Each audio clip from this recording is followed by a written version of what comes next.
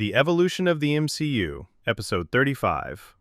On Earth 616, in 1980, a man walks into a small town in Missouri. He has a human face, a warm smile, and the kind of effortless charm that makes strangers feel like they've known him for years.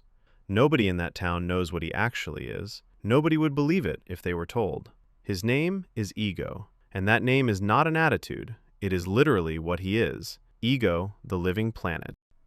Long before he ever set foot on Earth, before he ever wore a human face, Ego was something the universe had never quite seen before. A celestial consciousness that woke up alone in the dark of space, with no body, no world, no one else around, just a mind becoming slowly aware of itself.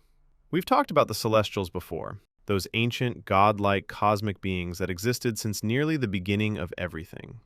Ego was one of them, but different. Where other Celestials had form and purpose from the start, Ego began as nothing but a brain, a raw point of awareness drifting through the void. Over millions of years, he taught himself to do what no other being had done.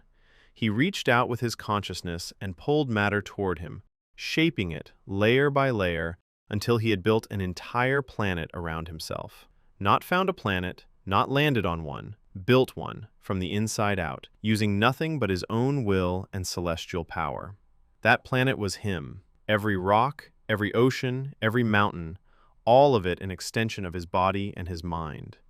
But a planet cannot walk, cannot talk, cannot reach out and touch other life. So somewhere across those millions of years, Ego figured out how to wear a human face. And when he stood in front of you, you'd never guess you were looking at a planet. And Ego used that body to travel.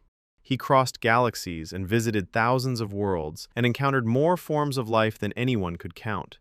But the more he saw, the more hollow it all felt. Other life seemed small to him, limited, brief, unremarkable. He began to feel that there was only one thing in the universe that truly deserved to exist, only one consciousness worth spreading across the stars, and that consciousness was his own. He called it the expansion. Across thousands of years, Ego had visited planet after planet and quietly planted biological extensions of himself beneath the surfaces. Seeds, essentially, made from his own matter, embedded deep in the ground of worlds across the galaxy, completely dormant,